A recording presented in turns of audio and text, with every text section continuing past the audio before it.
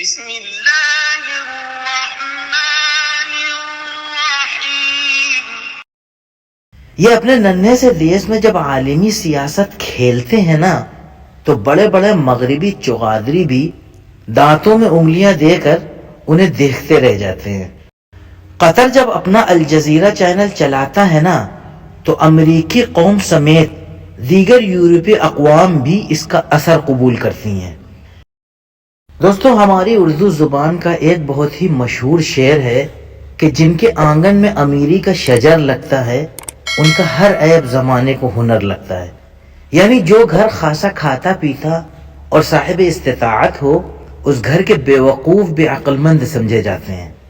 میں جانتا ہوں کہ آپ اس شعر سے اتفاق کریں گے، لیکن قطر کے معاملے میں یہ شعر کچھ کمزور سا لگنے لگتا ہے، کیونکہ یہاں کے شیخ واقعی بڑے سیانے ہیں۔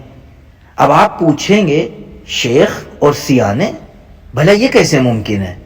تو جناب، یہ دنیا انہونی چیزوں کی آماجگاہ ہے، یہاں کچھ بھی ہو سکتا ہے۔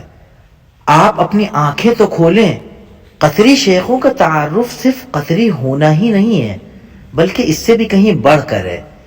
یہ اپنے ننھے سے دیس میں جب عالمی سیاست کھیلتے ہیں نا تو بڑے بڑے مغربی چغادری بھی دانتوں میں انگلیاں دے کر انہیں دیکھتے رہ جاتے ہیں۔ ان شیخوں کے دیس پر کتابیں کچھ ایسے نام سے چھپتی ہیں جیسے قطر اسمال اسٹیٹ بگ پولیٹکس۔ میں آپ کو ذرا سی جھلک دکھاتا ہوں جس کی وجہ سے مغربی مصنفین قطر پر کتابوں کو اس قسم کے نام دینے پر کیوں مجبور ہو جاتے ہیں، آپ کو پتہ چل جائے گا۔ اب ذرا گوگل تو کریں کہ مشرقی وسطی میں سب سے بڑی امریکی عسکری بیس کہاں ہے۔ جھٹ سے آپ کے سامنے العدید امریکی بیس آ جائے گی جو دوحہ سے کچھ کلومیٹر دور مغربی قطر میں واقع ہے۔ جب آپ اس امریکی بیس کو اپنی آنکھوں سے گوگل پر دیکھ لیں گے تو پھر اگلی سرچ کیجئے گا کہ اخوان المسلمین اور حماس جیسی تنظیموں کے بیشتر رہنما کہاں پائے جاتے ہیں اور کون انہیں فنڈ کر رہا ہے۔ ایک دفعہ پھر آپ قطر کو سر فہرست پائیں گے، یعنی کہ آپ پریشان ہو جائیں گے کہ قطر اس طرف ہے یا اس طرف۔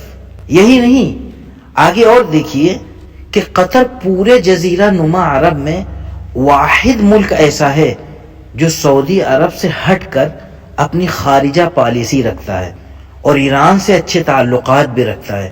قطر جب اپنا الجزیرہ چینل چلاتا ہے نا تو امریکی قوم سمیت دیگر یورپی اقوام بھی اس کا اثر قبول کرتی ہیں۔ ایک طرف جہاں قطر نے مغربی انٹیلیجنس کو اپنا ہمنوا بنا رکھا ہے تو وہیں علامہ یوسف القرضاوی جیسے جید عالم دین اس کے مفتی اعظم رہ چکے ہیں۔ امریکہ اپنی تاریخ کی سب سے لمبی جنگ میں جب پھنستا ہے تو قطر کو ہی آواز دیتا ہے، اور جب طالبان اپنا سیاسی دفتر کھولنے کے لیے کسی ملک پر اعتماد کرتے ہیں تو وہ بھی قطر ہی ہوتا ہے۔ آپ سوچتے ہوں گے کہ قطر کو امریکیوں نے صرف اسلام پسند تحریکوں سے بات چیت کرنے کے لیے رکھا ہوا ہے، تو یہاں پر آپ غلط ہوں گے، کیونکہ آپ کو قطر کئی جگہ پر امریکی پالیسیوں کے برعکس بھی چلتا دکھائی دے گا۔ جیسا کہ جب امریکہ نے ترکی کے صدر طیب رجب اردوغان سے تعلقات بگڑنے پر ترکی لیرہ کو کمزور کرنے کا فیصلہ کیا تو یہ قطر ہی تھا جو ترکی کی مدد کو دھمکا اور اربوں لیرہ خرید کر اسے ردی کے ٹوکرے میں جانے سے بچا لیا۔ اسی طرح قطر 3 سال تک سعودی کی قیادت میں عرب بائیکاٹ سہتا رہا لیکن 1 انچ بھی اپنے موقف سے نہیں ہٹا۔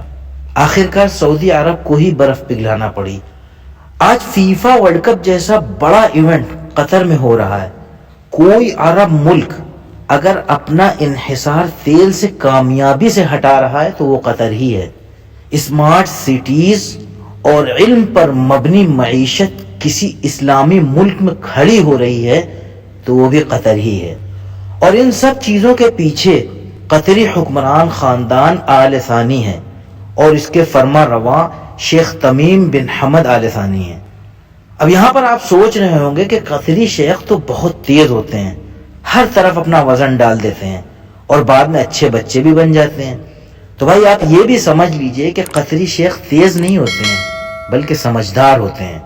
اسی سمجھداری کی بنا پر انہوں نے اپنی ایک متوازن خارجہ و داخلہ پالیسی بنا رکھی ہے۔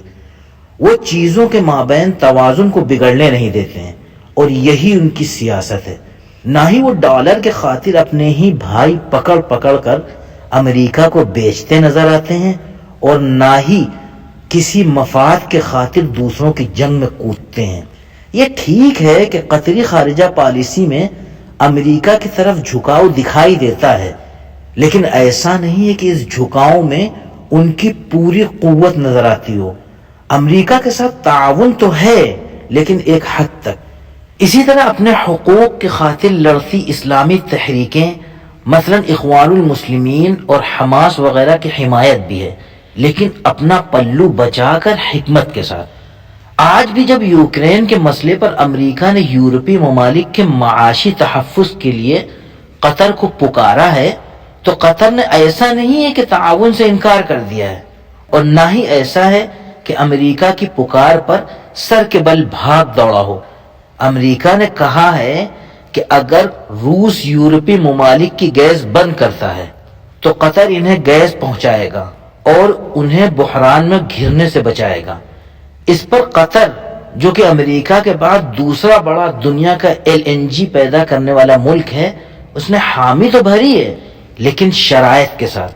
اسی طرح افغانستان سے امریکی لوگ نکالنے کے لیے قطر نے طالبان کو بھی امریکہ کے لیے منایا ہے، لیکن اس طرح منایا ہے کہ طالبان کی طرف سے کوئی گلہ شکوہ سننے کو نہیں ملا۔ یہی ہے انداز ایک عالمی سپر پاور کے دباؤ کے ہوتے ہوئے چیزوں کو اعتدال سے لے کر چلنے کا طریقہ۔ غلطیاں ہوتی ہیں اس طرح چلنے میں بھی، اور بعض اوقات آپ پوری طرح سچ کے ساتھ دکھائی بھی نہیں دیتے ہیں، لیکن ایسا بھی نہیں ہوتا کہ آپ ظلم کی صفوں میں شامل ہو جاتے ہو۔ میری اپنی رائے میں شاید امت مسلمہ میں اس وقت قطر واحد قوت ہے جو ایک مثبت سیاست کر رہا ہے، اعتدال اور حکمت کے ساتھ۔ اگرچہ اس کی بھی بعض پالیسیوں پر تنقید کی جا سکتی ہے، لیکن دوسرے ممالک کی نسبت بہت ہی کم۔ آخر میں دعا ہے کہ اللہ تعالی قطر اور اہل قطر کو حاسدین کے حسد اور شرارت کرنے والوں کے شر سے محفوظ رکھے، آمین ثم آمین۔ اس طرح کی مزید اسلامی معلوماتی ویڈیوز کے لیے آپ ہمارے چینل اسلامیات قطر کو سبسکرائب کر لیں اور بیل آئیکن کو دبا دیں تاکہ ویڈیو اپلوڈ ہوتے ہی آپ کو نوٹیفیکیشن مل جائے۔ جزاکم اللہ خیرا۔